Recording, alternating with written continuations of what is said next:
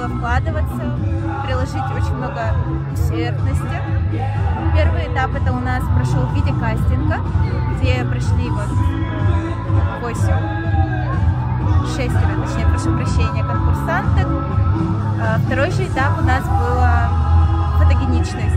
Она у нас проходила в Артодайду в национальных костюмах от Хатой бренд.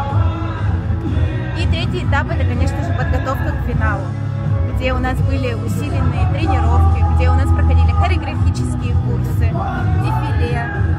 Также мы работали над своей речью. Безусловно, я очень рада тому, что выиграла, потому что все конкурсантки были достойны.